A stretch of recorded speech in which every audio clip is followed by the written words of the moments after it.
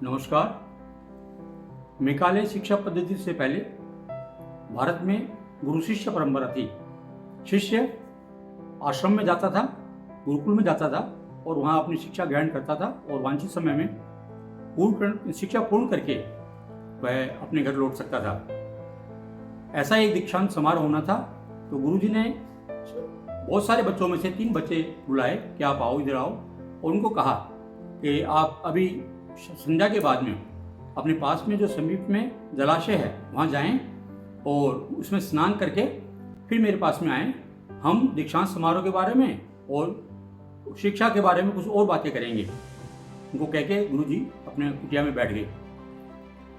तीनों बच्चे वहाँ चले गए, उन्होंने स्नान किया और स्नान करके वो वापस लौटने लगे। शाम का समय था, थोड़ा थोड़ा अंधेरा हो गया था और अंधेरा धीरे धीरे ज़्यादा होता जा रहा था। तीनों विद्यार्थी आ ही रहे थे कि अचानक एक विद्यार्थी को कांटा चुभा।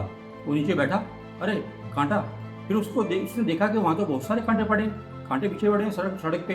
तो उसने क्या किया, एक एक कांटा करके वो उठा के पास की झाड़ी में डालने लगा। तो दूसरे 2 जो विद्यार्थी थे उन्होंने कहा, भाई ये किस में पड़ गए तुम, किस काम में पड़ गए? गुरुजी हमें याद कर रहे होंगे, हमें जल्दी चलना है।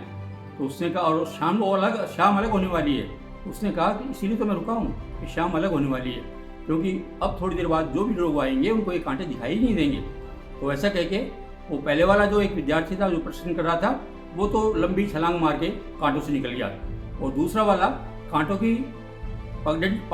छोड़ के साइड में पगडंडी और उसका वह किनारा करता हुआ धीरे धीरे निकल गया, स्वस्थ निकल गया। एक वो बच्चा जिसने पहले कहा था वो कांटे बीन रहा था, वो कांटे बीनता रह गया। तो जब तीनों कुछ चर्चा कर रहे थे, वो उसको उठने के लिए कह रहे थे, वो उसको रुकने के लिए कह रहे थे, तभी उन्होंने देखा कि एक झाड़ी में से गुरुश्रेष्ठ उनके जिन्होंने उनको भेजा था जलाशय में, वो बाहर आए। तो उन्होंने बाहर आके कहा कि आप तीनों विद्यार्थी थे, आज मानवता दयालुता की आपकी परीक्षा थी और इस परीक्षा में केवल एक ही विद्यार्थी पास हुआ है। आप दोनों दीक्षांत समारोह में आप भाग नहीं लेंगे, ये अकेला दीक्षांत समारोह में भाग लेगा और ये अपने घर जा सकता है। इस प्रकार हमारी जो शिक्षा थी वो मानव के उपयोगी सदास्यता सिखाती थी, मानव में प्रेम सिखाती थी और परोपकार करना सिखाती थी। हमारे यहाँ एक मंत्र भी है, मानव धर्म के बारे में है। जैसे अहिंसा परमो धर्म है, ऐसे ही मानव परमो धर्म है, यानी मानव की सेवा करना ही मुख्य धर्म है इंसान का। वो कैसा भी स्थिति हो उसमें उसको भूलना नहीं चाहिए कि हमें मानव की सेवा करनी है।